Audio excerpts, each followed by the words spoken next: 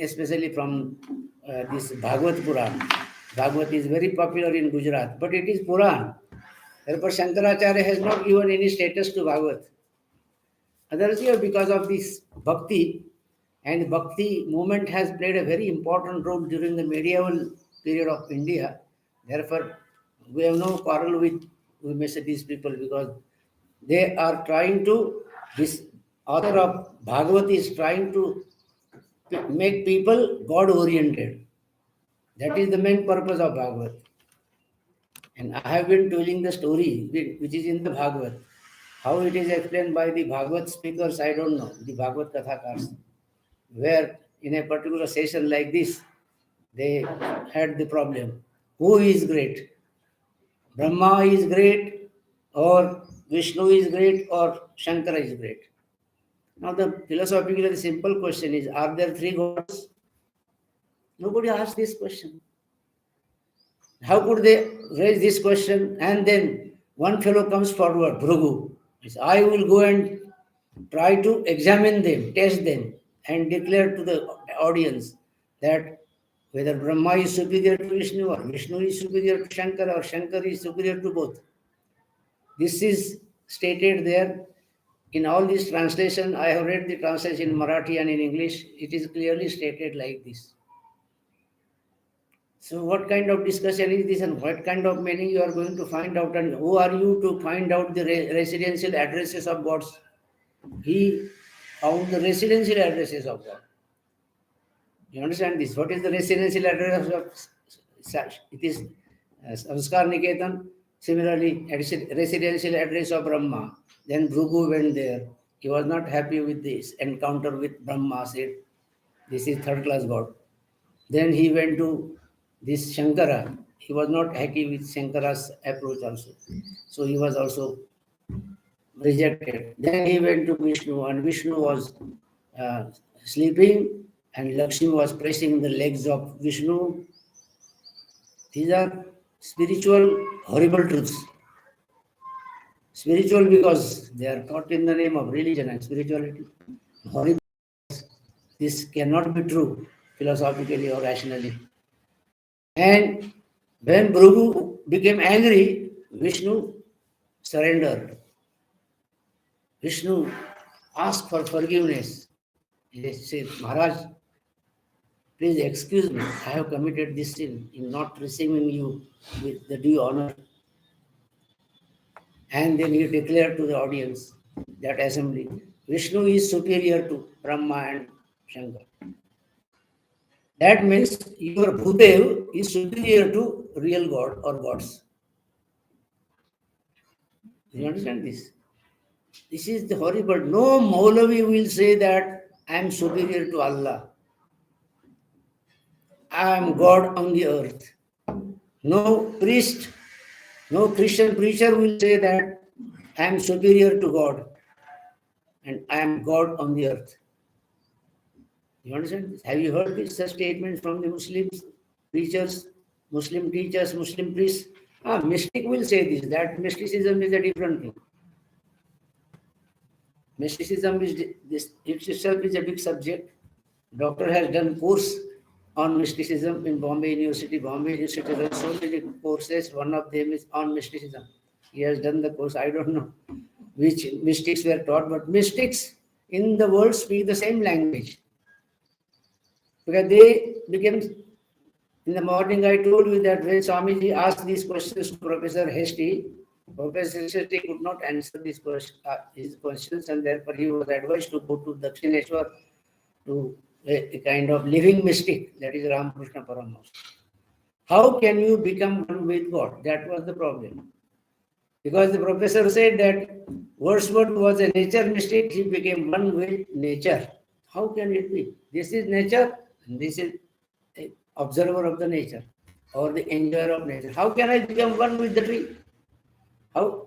So tree is different from me, I am different from the tree, and so on.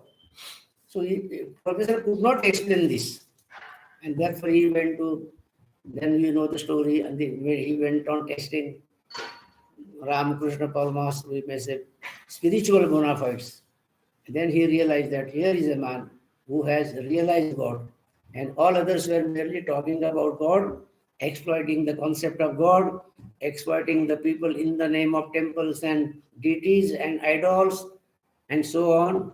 And they talk about,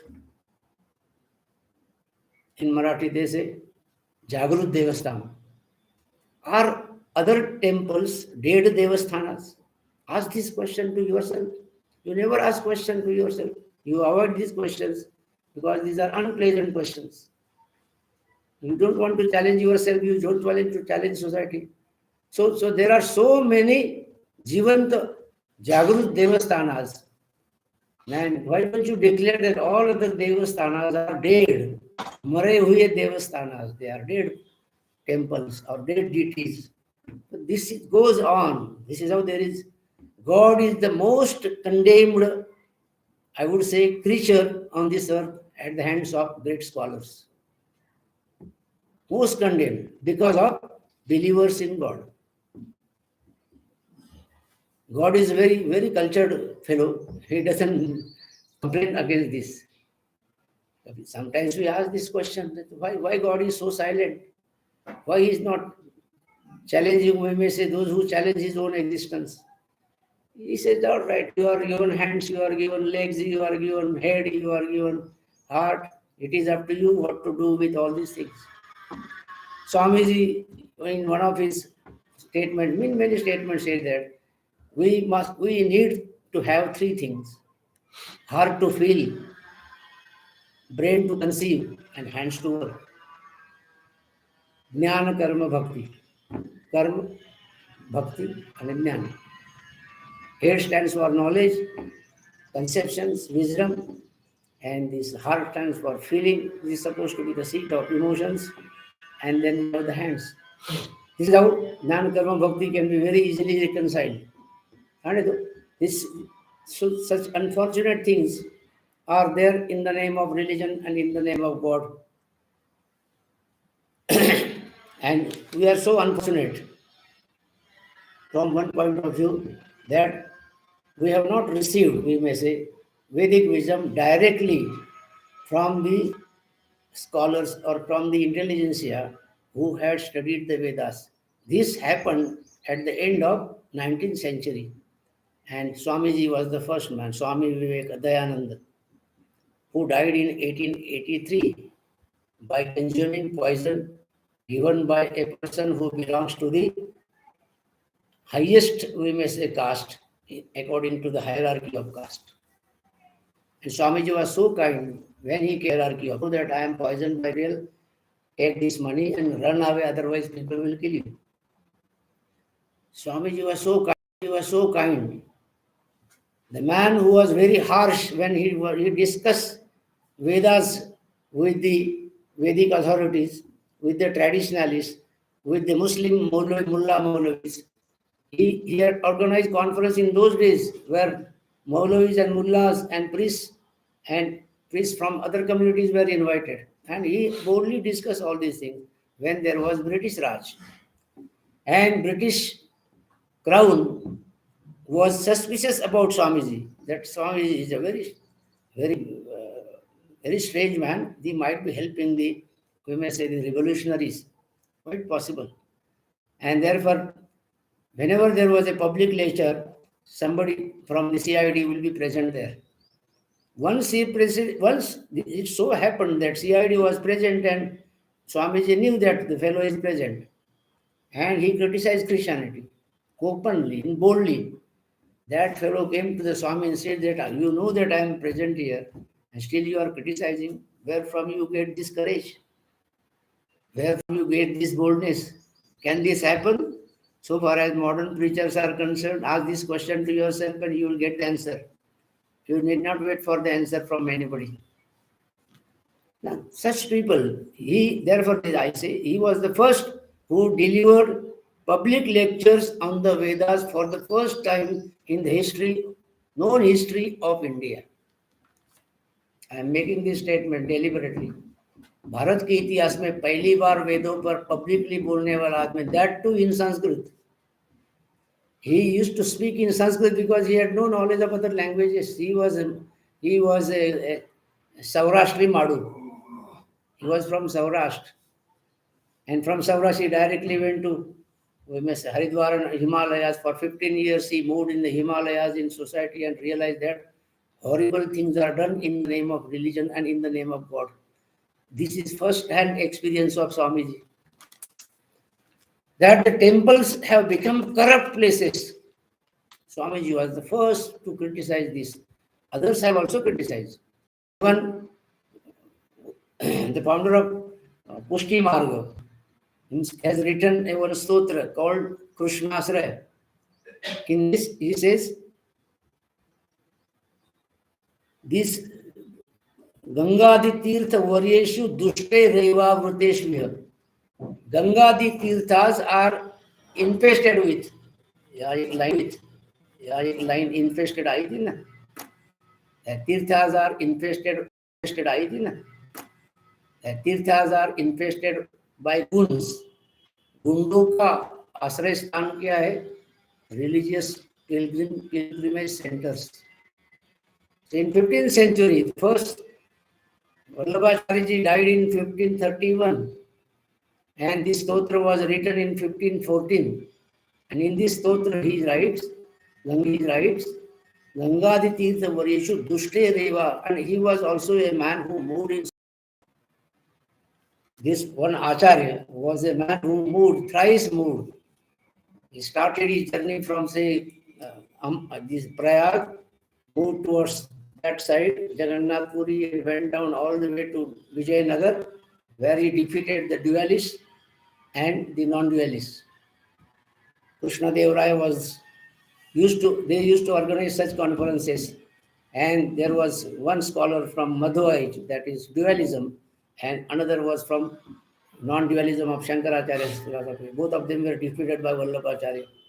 So he was known as the Bal Saraswati. Very, very learned man of those. But he says, on the basis of his own experiences, that your Tirtha Kshetras, are nothing but places where Gundas rule over the, we may say, city administration. Are nothing but places where Gundas rule over the, we may say, city administration. And today, we see the same thing in, we may say, in multiplied form. If tomorrow this girl wants to go to Banaras and this girl wants to go to Mumbai, what will be your advice to the girl who wants to go to Banaras? In Delhi, you will say that keep your pocket, all these things are all right. But if you want to go to Banaras, they will say, keep all your ornaments here, and then you go. Even today, that means who is ruling over Banaras? The Gundas, looters. And you might have heard in the pravachans also, Rand Sand or Sannyasi, usse bache tu kasi. This is not my statement. Have you heard this statement? Have you heard or you are not heard? Not heard? Rand Sand or Sannyasi, usse bache tu kasi. ये मेरा तो नहीं है, काशी ये मेरा तो नहीं है. That means there are prostitutes and there are gundas and there are monks or there are sons. In yesterday's newspaper, there was a news that the two sons, means bulls, who do not belong to anyone, they came together, fought and damaged 3 or 4 cars. ऐसी news तुमने पढ़ी होगी paper में. Have you read this news? Yes. Somebody has read. Otherwise, we have seen silent listeners. We don't read your newspapers properly. Silent listeners. We don't read your newspapers properly. You understand this? We don't do all these things. And from certain presentations, I learned all these things, that we have to become readers. Unless you become readers, you will not get, unless you become readers, you will not get, you will not develop your knowledge, and then you will have to accept this phrase, it is bliss to be ignorant. You will not develop your knowledge, and then you will have to accept this phrase, it is bliss to be ignorant. It is better to remain in ignorance because somebody exposes you and then you become unnecessarily unhappy. I don't want to make you unhappy. Sarvetra sukhinas santu, sarve santu niramaya. Why should I make you unhappy? And you will have to face these problems and you will become old, and you are going to become old. We have to go up to, we may say, Yamaraj through the process of senescence, old age. Can you avoid old age by consuming multivitamins borrowed from America? Many people ask me, do you want any vitamins? Our friends, out of courtesy, out of compassion, out of love, out of respect, they ask me, what are they going to, in what way they are going to help me during the old age? And you will have to go through this process. Jara, jara, jara, tanu. Old age, we may say, makes your body jarayukt and jarjar. It is painful. And you will have this first-hand experience in your own. Each one will have to go through this process. So it is wrong to remain ignorant about one's own religion, about God, whatever may be your beliefs which you have inherited from your forefathers. And therefore try to rectify these errors in time. At that time, you will have to do this, and then Shankaracharya, the man who taught non-dualism, says, Bhajagovindam, Bhajagovindam, Bhajagovindam, Mudhamad. Prapte sannihite marne, nahi nahi rakshati dukri karne. This is all right. But the spirit of man who was supposed to be about 80 years old, who are trying to study Panini. I also once tried to study Panini. But because of my problems, I could not do this. But today, when I come to know that some people study Panini, I become very happy. And they are from the non-Brahmin caste. I become happier that people are now doing all these things. And this will help you because Panini not merely Rama Ramo Rama Pratama somewhere I read here. Rama Ramo Rama Pratama somewhere I read here. Panini stands for the philosophy of language. I am uttering now words. Where from these words come? This is philosophy of language problem. Where from these words come? You are studying, Manan, I think he is studying Sanskrit. You are studying Sanskrit. But what is your professional field? Ophthalmology. Ophthalmology. Ophthalmology. But he is studying Sanskrit. This is a sign of progress. This is a good thing. And I don't know which book he follows or how he is taught this Sanskrit. But Sanskrit grammar is not a mere grammar, it is a philosophical system. It is a system which talks about Shabda Brahma.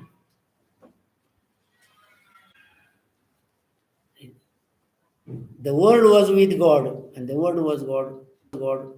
And even in Western theology, such statements are there. The word was with God. Which kind of word was there, I don't know. But this word, where from this word comes? So there is the theory of 4 levels of language in the Vedas. It is there in the Vedas. Para language, Pashyanti language, then Madhyama language, and the language I am now speaking is Vaikhari language. Para, Pashyanti, Madhyama, Vaikhari. Where from these words come? It comes from Para Vani. And that is the transcendental language. Transcendental language. Even I don't know. Therefore, Saint Tukaram was not taught all these things. Still he says, Apuliya bade nahi bolo vata sakha krupa vanta vachate. This is not an emotional statement. This is a realistic statement. Where from this comes? I don't know. Can I say this? This is how I am creating this word. Even at the time of uttering those, I don't know what happens in my mouth. Nobody knows. But they tried to know this. Whether they knew or not, that's a different thing. But these questions were raised in ancient times in this country. Hence, this Panini is now studied in Harvard University. At present, Panini is studied. And he was a wonderful man who created a kind of axiomatic system of Sanskrit grammar or Sanskrit language. And this is applicable to all languages. And who created a kind of axiomatic system of Sanskrit grammar or Sanskrit language. And this is applicable to all languages. Axiomatic system, just as there are axiomatic systems in mathematics or in modern logic. Axiomatic system is what? Actions. If you have the axioms which are self, you get theorems on the basis of rules of inference, and you get then a system. If actions are valid, your logical processing is valid, then and actions are true, then you get true theorems, and then you go on applying. So suppose somehow I discover 100 theorems, so there it will be 5 axioms, then it will be a system of 105 propositions. All of them are true or valid. This is called axiomatic system. Similarly here, he begins with 14, we may say, sutras. And he begins with 14, we may say, sutras. And develops, we may say, this system of Ashtadhyayi. And this Ashtadhyayi is studied. And you know one thing about Swami Vivekanand. Swami Vivekanand learned Ashtadhyayi when he started touring India. From that side, Rajasthan. From that side, Rajasthan to Gujarat to Maharashtra and so on. And on the day Swamiji left this world, in the evening, he had engaged a class on Panini in the morning. Wonderful Swami, isn't it? Swamiji had engaged a class on Panini in the morning. That is 2nd July. Engage a class on Panini in the morning. That is 2nd July. Or 4th July. 4th July, 1902. On the 4th July. Activist Swamiji, कैसे they just remember this. And what was he doing? He was speaking on Panini, discussing Panini with his Panini students. It is hard work, there is no doubt about this. And the important point is, we will have to try. We will not become experts, but we must know that who is the basis. Vedas are basis. All right. Then in Vedas we saw in the morning, Vedas traditionally are divided into mantra portion and Brahman portion. And Brahman portion contains Aranyakas and Upanishads. Only one exception is there, and that is Ishavashopanishad, which belongs to the mantra portion of the Veda. So about Ishavashopanishad, there is no doubt about its Vedic status. And Ishavashopanishad gives us the complete philosophical foundation of Hinduism. This is a very surprising thing, and it belongs to Shukla Yajurveda, and which was supposed to be revealed by the sun god to Yajnavalkya. Yajnavalkya is known as the founder of Indian idealism. Nobody knows that. Yajnavalkya is known as the founder of Indian idealism. The idealism and all these things, these are again thoughts, difficult to explain and difficult to understand also. But means ultimate reality is of the nature of pure consciousness. It is non-dual, single, and all these things are mere partial or more or less partial manifestations of the divine. So our God is present everywhere. He is not extra cosmic God. Once upon a time, God was there, and then God said, where was he then? And then he created the world out of nothing or out of something. Where was he? It's a question that cannot be answered by Christian theologians or even dualist theologians. So we say this consciousness is infinite, and the world is also it's beyond space and time. You cannot give a timetable of the creation of this world. It is a kind of continuous manifestations of the divine and dissolution. Utpatti sthiti laya karta. This process is going on continuously since when nobody knows. Therefore, they use the word anadi. beginningless. When was the world created? It is Anadi. When the Christian theologian was asked when the world was created, they said 4004 BC in the morning on Friday at about 9:30 the world was created by God. Now this is challenged by all Western Christian thinkers. You understand this? From our point of view, this is a kind of Puranic thought, Puranas. And what is the status of the Puranas? If the Puran states something which is consistent with Ved, it is accepted. Otherwise, it must be rejected. Puranas have no authentic authority, no intrinsic validity on its own. But unfortunately, the Puranas have become. Swamiji was the first man who challenged the Puranic Hinduism. Therefore, you read the word Vedantic Hinduism or Vedic Hinduism, Puranic Hinduism, then we have the popular Hinduism. Nowadays, we have political Hinduism also. How many Hinduisms are there? At least four. At least. And then we can say mystical Hinduism also. 5 Hinduisms. So this political Hinduism is dangerous.